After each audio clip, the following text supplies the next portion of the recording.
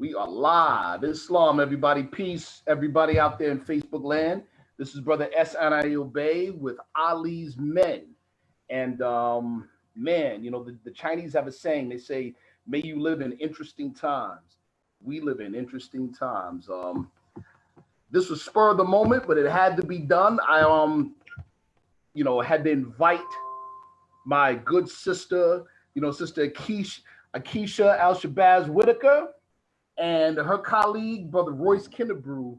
We're going to discuss some real serious and pertinent and pressing issues regarding our community and the state of race, which I would argue is the number one social issue in America today. The number one. And of course, we got to bring up our brother. Shout out to our brother, Ahmaud Arbery. Arbery is a hero. Okay. Arbery is a hero. I'm going to tell you why for the simple fact that our brother Arbery faced down 3 armed assailants barehanded. Okay. He faced down 3 armed assailants barehanded. He's a hero. But I'm not going to, without any further ado, I'm going to bring on my sister, Ikiesha Al-Shabazz Whittaker. Peace, sis. Peace, Islam, brother. Thank you. Thank you for having me. Thank you for helping me. Thank you for reaching out and your assistance and helping us get this message out to the people. I want to take a minute to thank Royce Kinniebrew for coming on. He reached out to me when I was on my live hot this morning. There's no better person I could think of. I met Royce, oh God. It's been a minute. A lot of years ago, Philly African American Museum. Yeah, you were the lecturer, and I was like, this brother is bad. I mean, sharp, and he was not only intellectually savvy, he hung out with us. He was cool too. He was down to earth. We was dancing, and then I found out we had the same birthday. I was like, man, we just stay in touch. This is my brother from another mother. So thank you for being here, Royce. Surely. And, I'm looking forward to your input and your commentary this evening. I want to start this off because this is in response to not only just Candance Owens' video.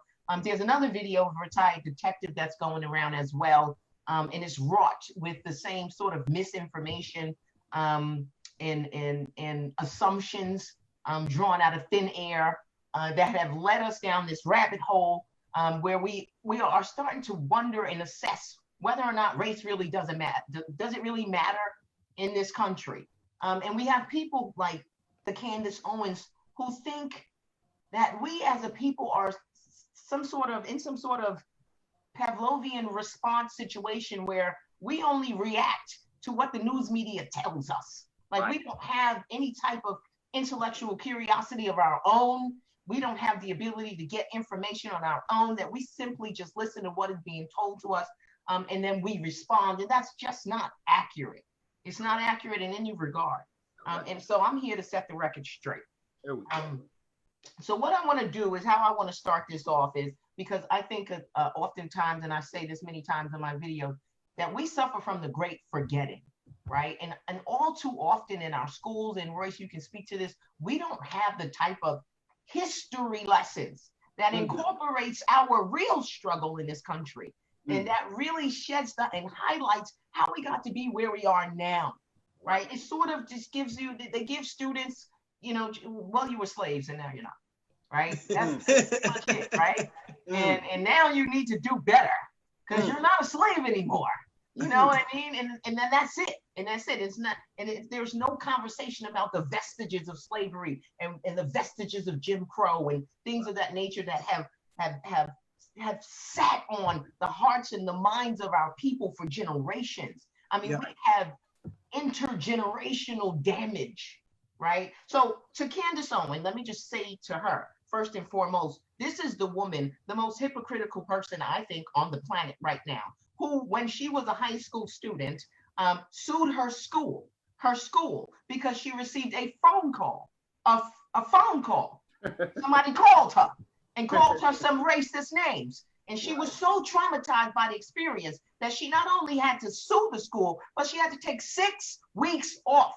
6 weeks off. Some women only get that when they have kids. 6 whole weeks you had to take off because somebody called your dumb ass.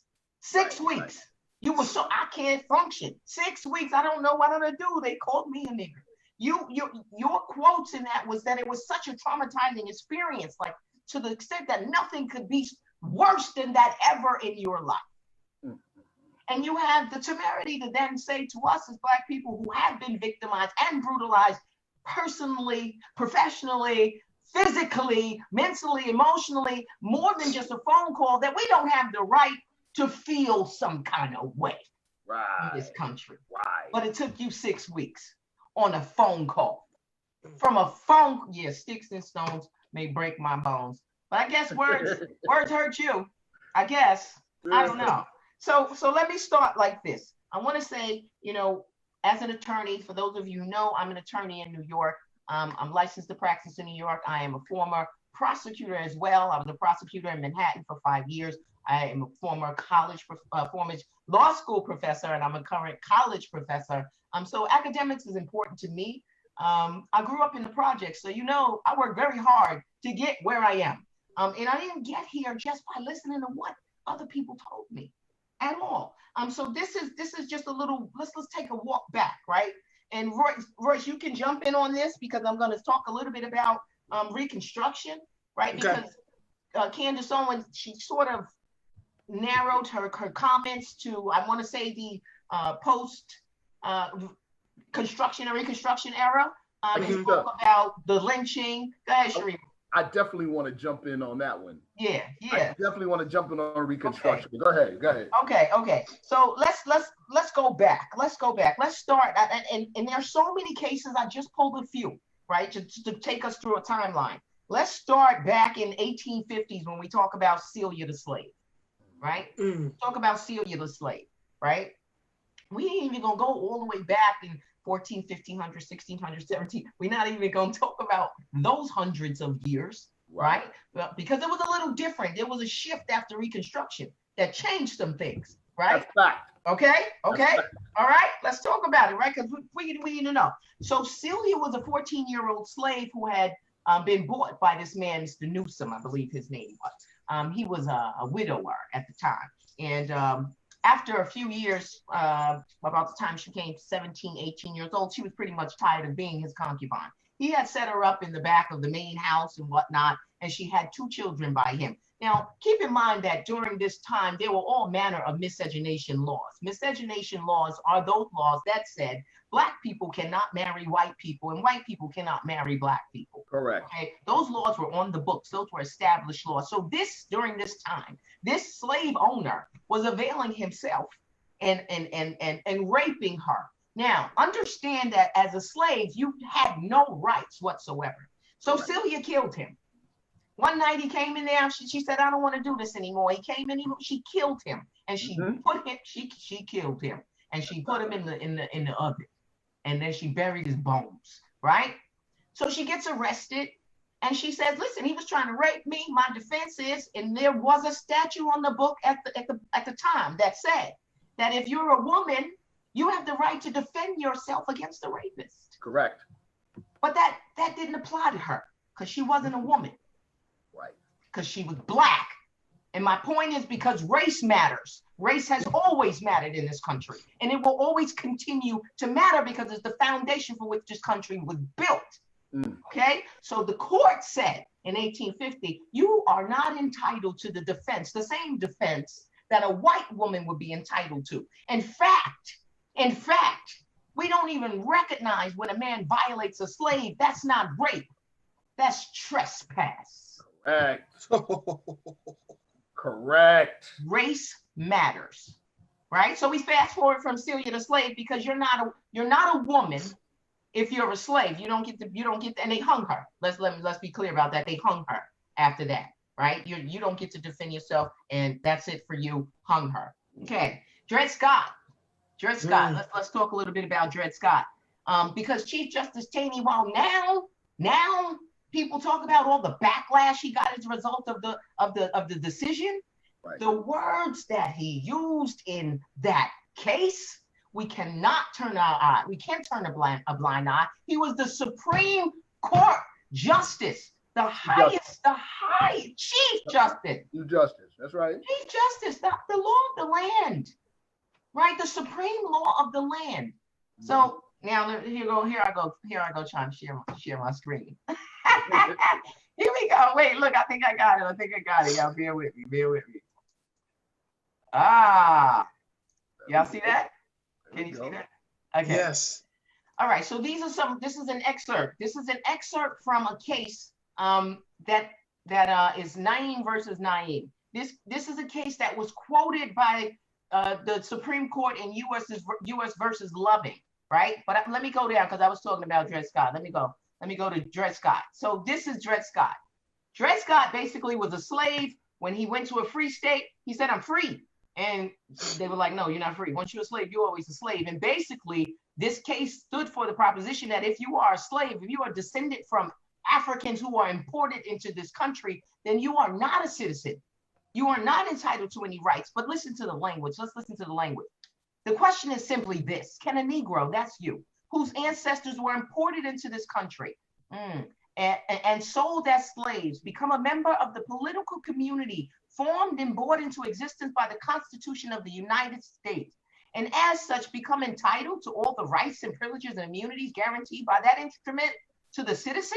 So as a Negro who came here, can you get this? Are you entitled to all the rights and privileges and immunities there too that are guaranteed?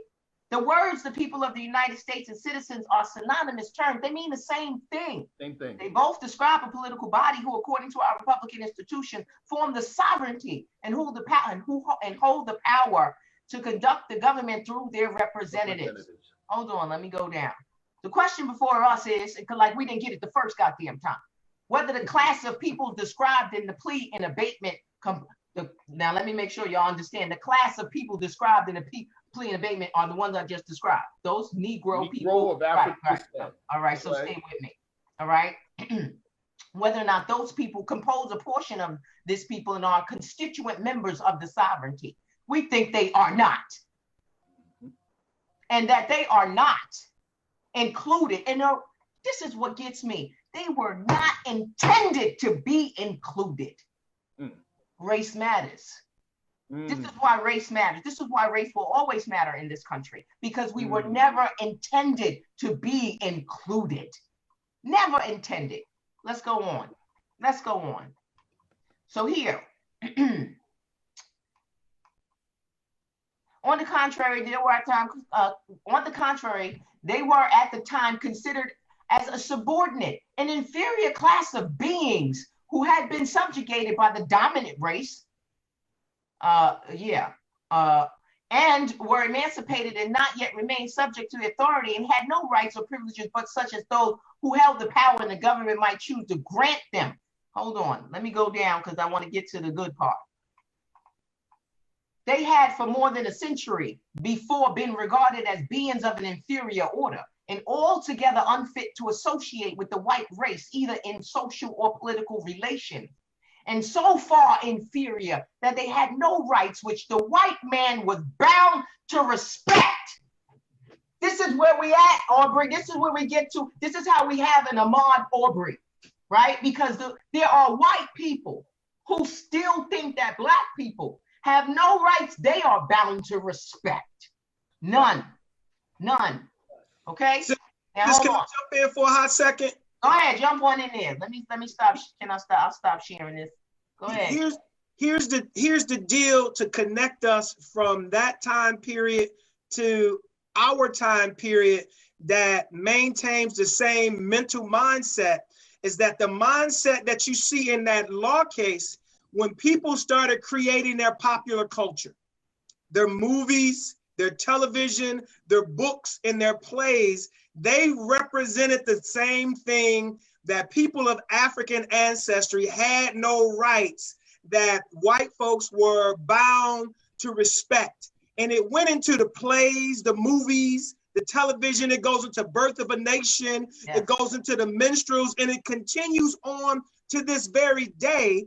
So where you see representations of people of African ancestry, the legacy of that ruling is in the popular culture that perpetuates and promulgates to this very second. Yes. When you look at a commercial, it will tell you exactly what Judge Taney said through the popular culture, and it's reinforced every day. Right now, what we understand as white supremacy is on autopilot.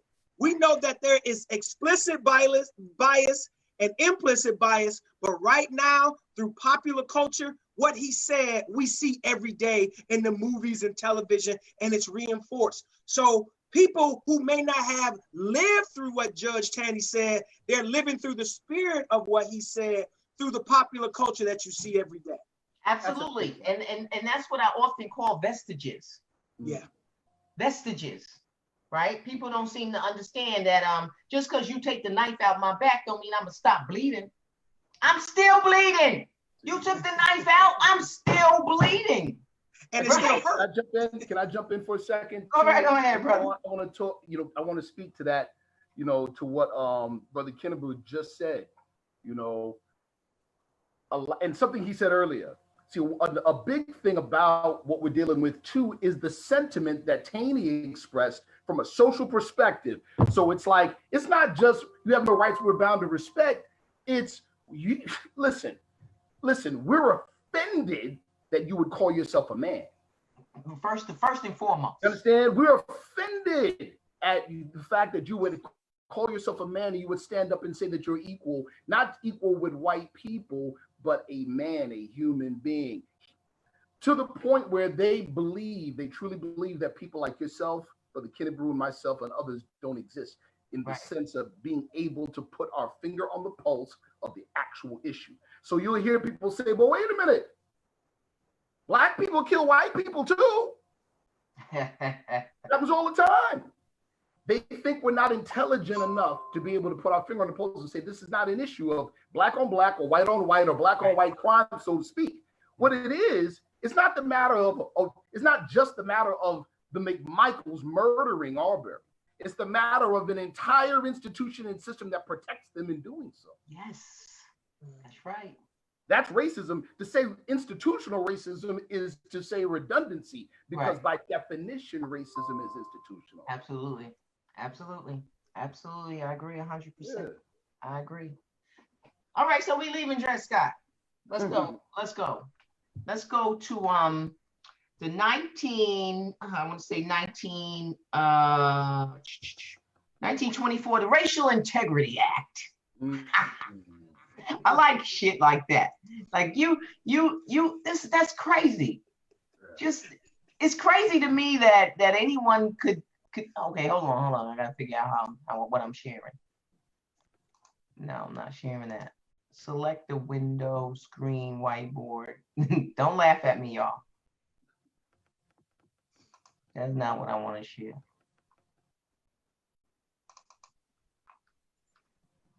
Hold on.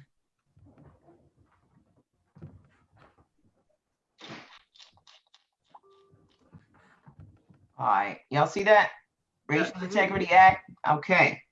All right, so this is still Jim Crow now, and remember, this is on the backdrop of the Missouri Compromise. It's not like lawmakers aren't aware of the ruffling of the feathers as it relates to slavery and Black people wanting their freedoms and civil rights. And remember, Civil Rights Act of 1866. Right? Remember that, 1866, there was a Civil Rights Act that said, hey, black men, they have the right to contract. That's what that lawsuit was about, Comcast. They have the right to contract. They have the right to own property. They have the right to be jurors or be witnesses, to participate in the system. You know what they did? Let me give you some statistics. In 1896, this is how, when people tell you it's not important to vote, when people tell you that race doesn't matter, look at these numbers. 1896, there were 130,000 Black men registered to vote, right? 8 years later, 1904, there was 1,340. Listen, that's the game right there. That's the game. So what did they do? How did they do it? What they did, they changed it. Oh, you could vote, but you got to own property, or you got to have good character, or you got to pay a poll tax, or you got to pass a literacy test, or they put all of these hurdles in front of of people, right? And it precipitously affected the voting rolls. 8 years, 130,000 men no longer voting. No longer voting. So back to the Racial Integrity Act, because at this point now, white men are afraid. White men are afraid. And so it goes from, you're not a man, you're not a woman, to not only are you not a man or not a woman, but we don't want you, don't try to marry us, right? Don't try to marry us. And so this is the beginning of some of that. The Racial Integrity Act of 1924. And if we go down here, I'm not going to ask you to read all of this, but basically this was a law that required you to register your race. You had to register with the state registrar, the Department of Vital Statistics. And it was a crime if you put down that you were something other than what you really were, right? And you could have a little bit of Native American blood and still be white, but you can have a drop of black blood, because you would not be white at that point. So this law basically down here, it shall be unlawful for any white person in the state to marry any, save a white person. That means that a white person can't marry anybody but another white person, right? Or a person with an admixture of blood than white and American Indian. For purposes of this act, the term white person, that shit they made up. The term white person shall apply only to the person who have no trace whatsoever of any blood other than the Caucasian. I don't even want to get into the history of that, because somebody gonna get their feelings hurt. But persons with persons who have 1/16 or less of the blood of the American Indian have no other Caucasic blood shall be deemed to be white persons. They could just make and invent shit, right? Okay, so now we have a class of people. If race and white and black was not so important, if it didn't matter, why did they go through so much trouble to classify it? Facts.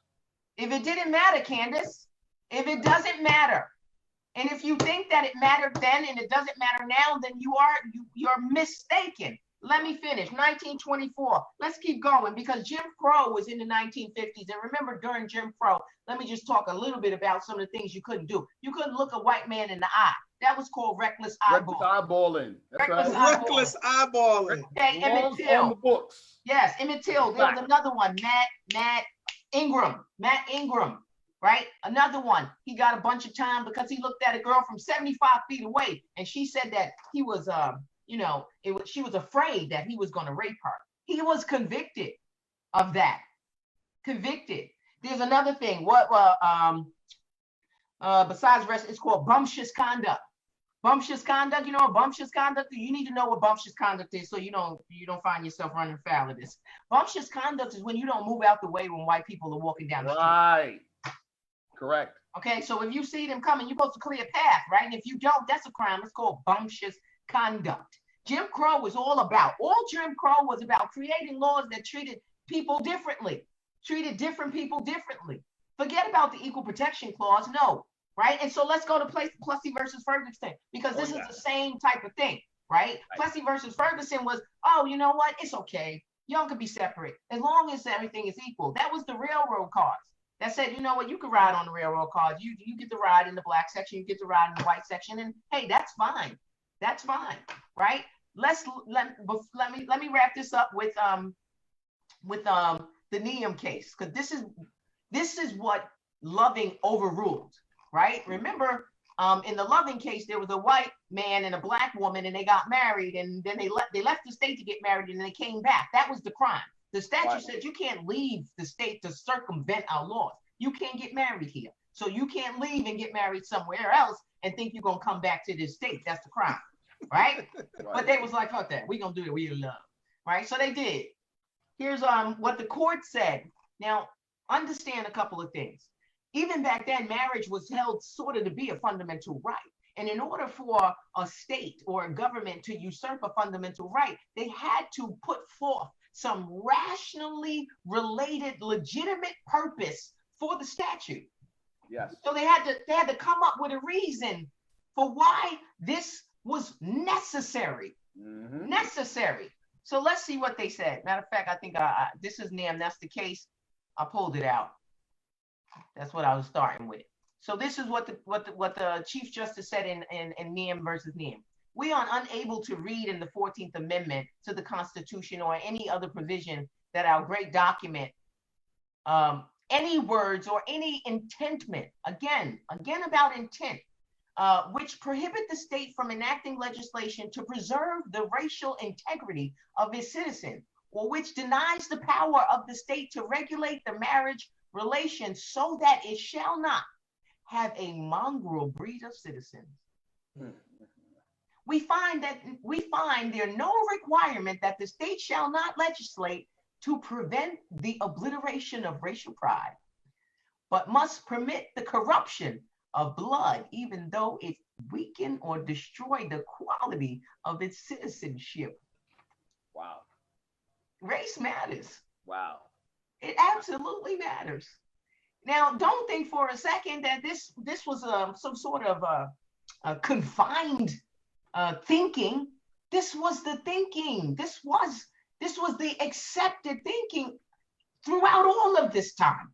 Correct. So all of the kids of these people and their grandkids, well, we think they didn't get none of that because we got it.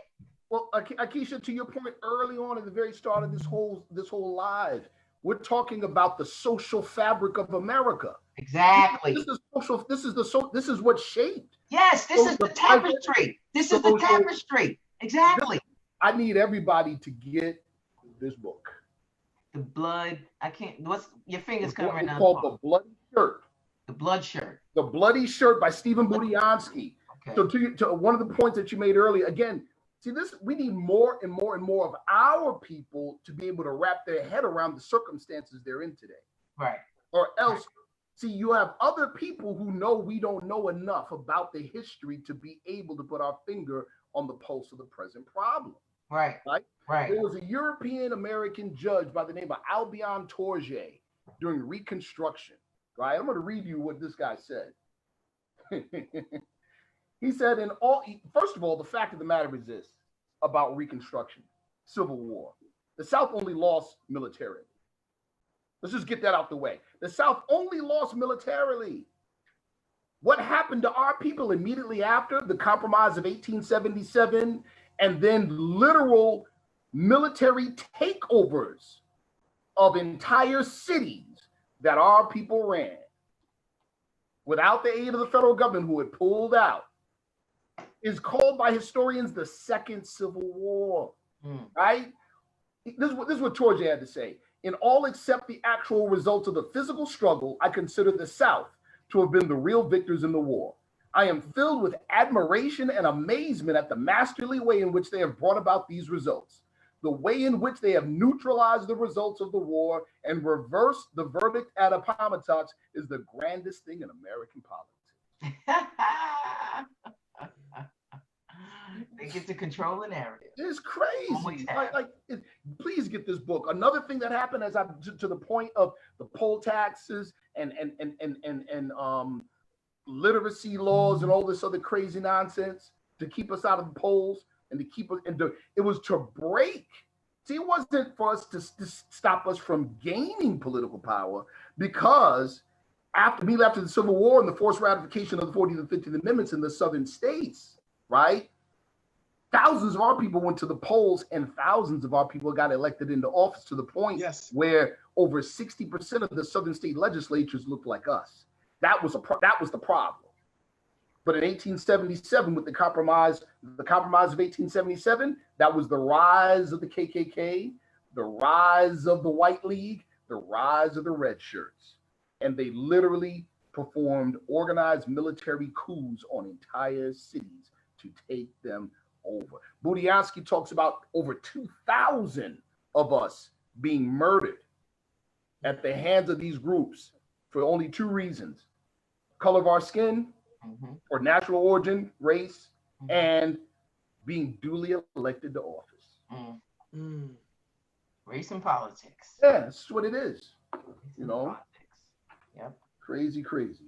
Right. So I didn't, my point in going through this is just to lay out for people why I am or why I feel the way I do. And when it comes to race in this country, It is ever prevalent. And the last case that I pulled was the Batson case, because that's the case that comes up in court regularly still. And that was a 1986 case in which the Supreme Court said that Black people are entitled to a jury of their peers, and that prosecutors cannot dismiss a juror based on race. Because prosecutors were doing that. They were making sure they had all white juries. They were kicking off all the Black people. Right? And so this case had to go up to the Supreme Court. Think about all the cases that came before Batson that didn't get to the Supreme Court, where the prosecutors were engaged in that. And even after Batson came down from the Supreme Court, here it is, 2020, my last trial in Southern District of New York. I had a Batson challenge because the Southern District prosecutors attempted to kick all of the Black people off the jury, and then had the audacity to say what Candance Owens said: this case is not about race. Then why are you scared of Black people? Why are you scared of the Black? And listen, I'm the type of lawyer, I say that right in court. The judge got a kick out of it because he had never met nobody like me. I'm like, well, why are you scared of the Black people then? Wow. Why are you kicking off the Black people then? Right. I'm going to say it because that's what I see. That's what I'm going to call it, just like I see it. Exactly. I'm offended. I'm not here for your white fragility. Right. And I say it in open court. Right. Because it needs to be said, goddammit. It needs to be. It's not enough for me to get in my car and scream and say it. I'm gonna do that too. Right. But I need to say it when somebody can hear me. So these things are ever prevalent. They're always and constantly being replayed in our lives, whether it's in the criminal justice system or at the fucking grocery store. You know what I mean? We always have the ire of criminality. Our children have the ire of adultism, so to speak, for lack of a better term, right? They're always adulterizing our children. Right. So this is ever prevalent. So let me just get to the citizen's arrest part. In Georgia, so I want everybody to understand what the law is. Most states have some sort of provision that speaks to the private citizen's right to effect a citizen's arrest. Ikiesha, hold you for a second. Sure. Everybody, please get your pen and pad out right now. Right. Please. Okay, go. Okay. So in Georgia, basically, the law is pretty clear. You can, as a private citizen, effect a citizen's arrest if you observe or have firsthand knowledge of someone committing a felony. A felony. A felony is a crime that is punishable by 1 year or more in prison. Okay, let's talk. Trespass is not a felony. Trespass is when you unlawfully go onto the property of another person without their permission. That's trespass. Burglary has the added element of trespass when you go on unlawfully to someone's property, but you also have the intent, the mens rea, to commit a crime inside of therein, right? You hear the word therein. You have the intent to commit a crime therein. Now, oftentimes, right, because nobody is a mind reader, a lot of whether or not we try to discern what someone's intent is by their actions. We look at what they're doing. We look at what they're wearing. We look at if they have burglar tools. We look at what, things of that nature. Is it really late at night? Are you being surreptitious? Are you, things like that. Right. Okay. So, the house. Now, what we need to do is, because these videos that are coming around, they're not really telling you what the law is. The law in Georgia says that you're guilty of a burglary if you enter into a dwelling with the intent to commit a crime, any crime, right? The policy behind this is what has always been in this country, is that we want to be protected in our homes, right? It takes us back to the castle doctrine, right? This is our home, so we have the right to be safe in our homes, right? So, okay, all right. However, factually, every house is not equal, right? In this particular house, in this case, you got the picture, Sharif, or do I? Yeah, Rafa, the picture. Yeah. I screenshot this photo from, I got it somewhere if you want me, if you need me to. Yeah, let me look for it, sis. Okay, so let me talk about, so when you see this picture, you're going to see what I mean. Now, the leading case in Georgia on the issue of dwelling is Sanders v. State. And Sanders v. State basically it's very clear. Sanders v. State, and I'll give you the site for all you legal nerds. It's 293 GA App 534. It's a 2008 case. And it says a house under construction so far completed as to be capable of providing shelter to people is considered a dwelling under the burglary statute. So let's see that picture. All right, I'm trying to pull it up right now as we speak. Hold on.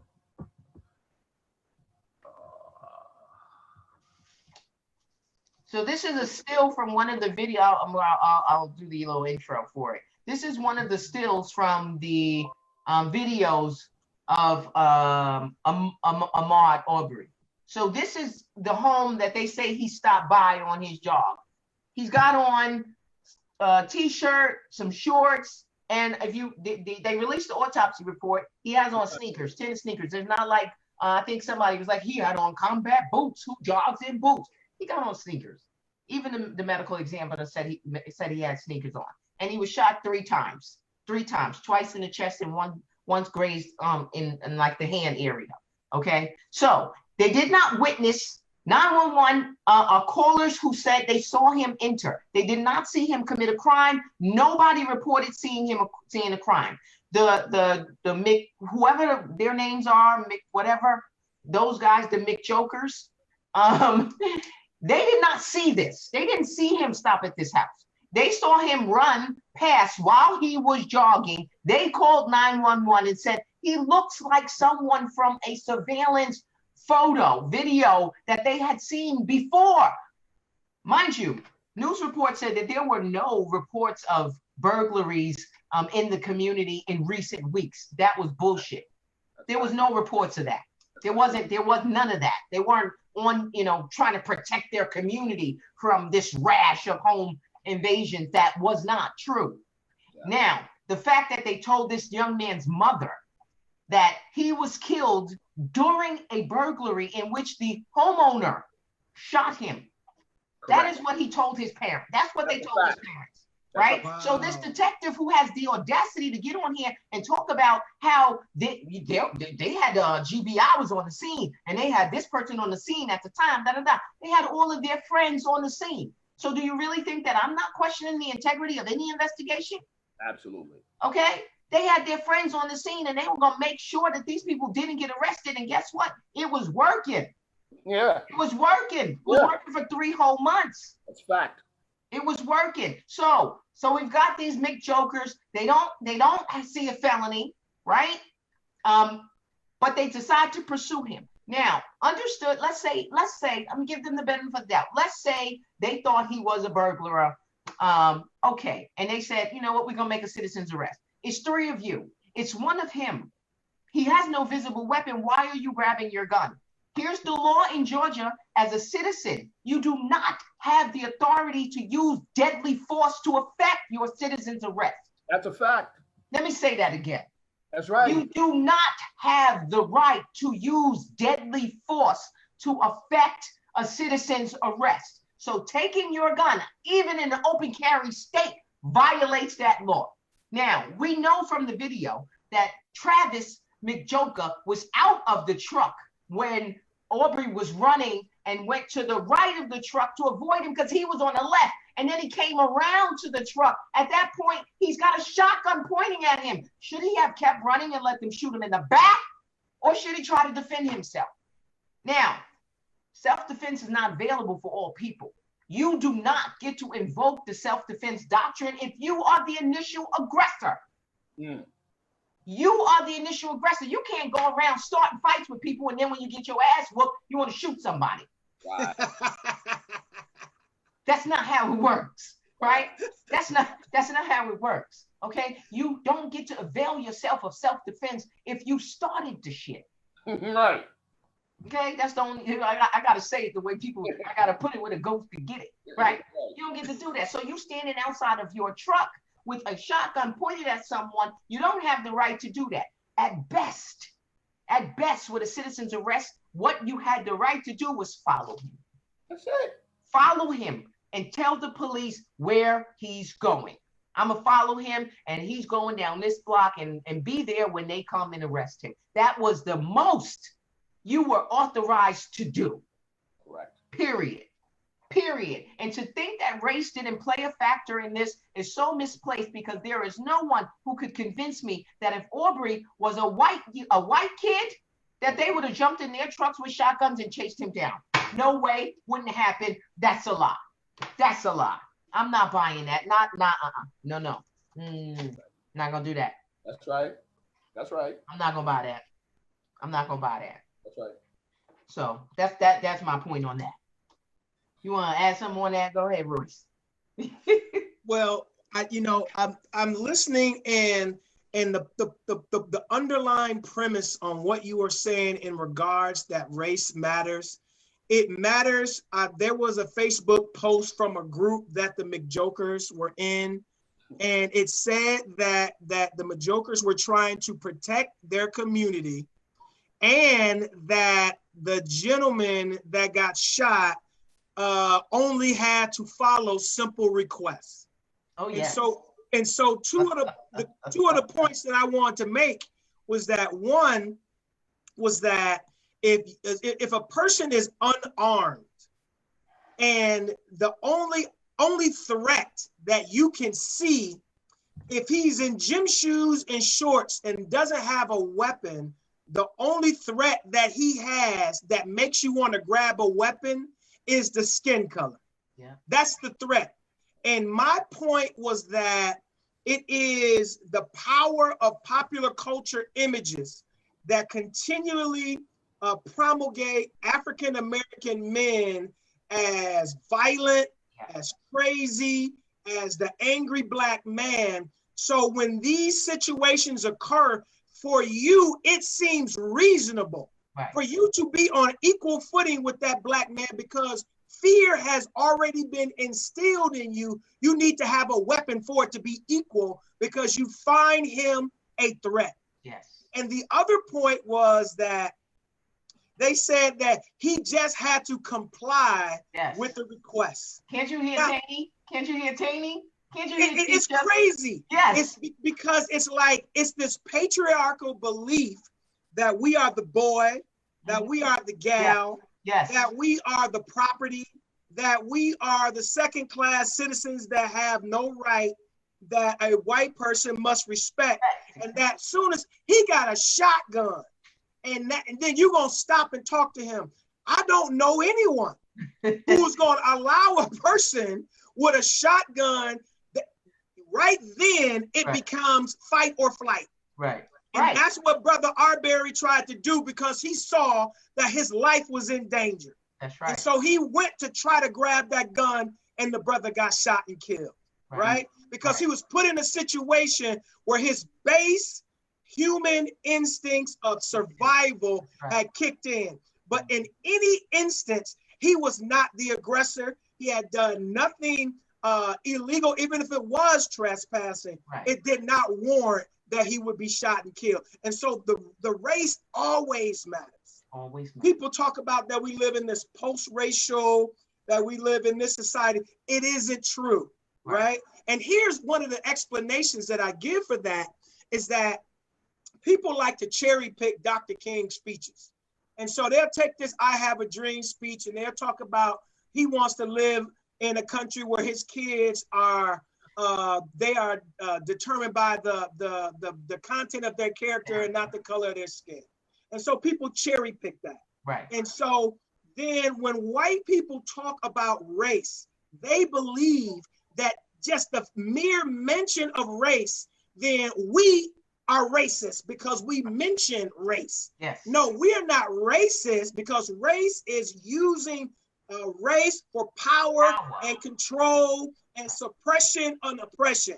I am a video camera, not a sledgehammer. I am just recording and observing and critiquing for you what is happening because of my race, right? And so that's what happened in this instance. That's right. Racism masquerades in American society as the norm, and everything outside of that, or let's be more specific. Yeah, racism or whiteness masquerades itself as the norm. And everything outside of that is otherism. Oh, yeah. Oh, yeah. That's the foundation. For sure. That's the foundation. And to add, I'm gonna read some of more of Budiansky to add to Brother Royce's point about the psychology that we're dealing with. He says this: to white conservative Southerners, the outrage, and please apply this to the McMichaels. To white conservative Southerners, the outrage was never the acts they committed, only the effrontery of having those acts held against them. The outrage was never the manly inflicting of well-deserved punishment on poltroons, only the craving and sniveling whines of the recipients of their wrath. The bloody shirt perfectly captured the inversion of truth that would characterize the distorted memories of Reconstruction the nation would hold for generations after. The way it made a victim of the bully and a bully of the victim. Turned the very act of Southern white violence into wounded Southern innocence. Turned the very blood of their African-American victims into an affront against Southern white decency. This again, it describes the mindset that became the norm in American society that we're dealing with today. And if that history is not understood, we will fail to understand the circumstances surrounding a Candance Owens or the McMichaels family or an Arbery. Right. And then there's some more historical context, like when early European explorers went to the continent of Africa. They reported in their writings that they saw African men in trees with tails. And that was to introduce the non-human nature of African people. Then you have Thomas Jefferson writing in the notes to the Commonwealth of Virginia in 1785 that African people had no ability to create art or poetry, and that they were afflicted with a wicked smell, right? And all the time he's having relations with this 13-year-old girl, right? And then you come into the end of the 1880s, and the Encyclopedia Britannica continues on, and they say that Negroes or Africans had not created or done anything to participate in the civilizing of the world. This is in the 1880s. Unbelievable. It's unbelievable, right? So it creates that mindset. And then at the same time that the Encyclopedia Britannica is writing that, then they're having the Berlin Conference in 1884 and 1885, where France, Italy, all of those guys, they split up the continent of Africa and take the resources and subjugate the people. So it's not just like this is an American phenomenon. This is a world phenomenon of suppression and oppression of dark pigmented people, right? To take their resources. And the race was used as a justification to do so. We gotta justify for ourselves. Well, they can't be human. Well, because we can't treat human folk like this, so we have to make them less than human. That's right. Right? And so they then subjugated them to property and so on and so forth. And we see and they use religion. They use the Bible. Let's be real. They use the Bible to justify, and they would say things like, well, God has separated us all, so we must be meant to be separated. Right? That was the justification for that, separate but equal, and why that status quo was okay. This is the way God wanted it. That was the premise. Always. Now, so let me I said we was gonna do an hour. Let me get to where we go from here. So what's going on now is I believe that the federal government has stepped in, and there is a special prosecutor now looking into the possibility of federal hate crime charges. So that's possible. Right now, we are expecting there to be a grand jury presentation. Not sure if that's going to happen if the feds take it over in the same time frame. But right now, with the pandemic being what it is, and social distancing, even though the state of Georgia is open, ain't no damn court. Someone asked me why y'all don't have juries if y'all could be at the goddamn barbershop. Everything in Georgia is closed except justice. I mean, everything is open but justice. There's no justice open in Georgia. That's crazy. But you can get the line up. You get lined up and get your tips, get your nails done. Right. You can do all that. But you can't. Come on, man. Come on, Governor Kemp. Seriously, dude. Like with your cheating lying self. Exactly. With your cheating and you bold with it. Like, we ain't counting y'all. Just wrong. Just wrong. Like, it's mind-boggling wrong. So, we'll see. This is one that we're gonna watch. I always tell my followers, my supporters, I don't like that term followers, my supporters, to manage your expectations. We've seen this movie before. Right? We saw this with George Zimmerman. That's important. And Tamir Rice. And I'm sorry, Trayvon Martin. Yeah. And we've just seen it so many times before that we almost can predict the outcome. But we hope, right? We hope that justice will be done in some measure to give this family some sense of relief and justice, so that we feel some sense of being seen, being heard, being acknowledged, being validated, in some way. And it's sad that we, because we are in this country, that's what's required. That is what is required. So that's all I got to say about the matter. I said an hour, and I want to stay at what I said an hour. Period. Right. Royce, take us home, Royce. I thought you was gonna jump on Candance, man. Because you know what, the video is 17 minutes long. You want to play some of it and let me? So let's go. We can do that. Let's go. Do it. Where you at, Raphael? Cue it up. Cue it up, Raphael. Let's go.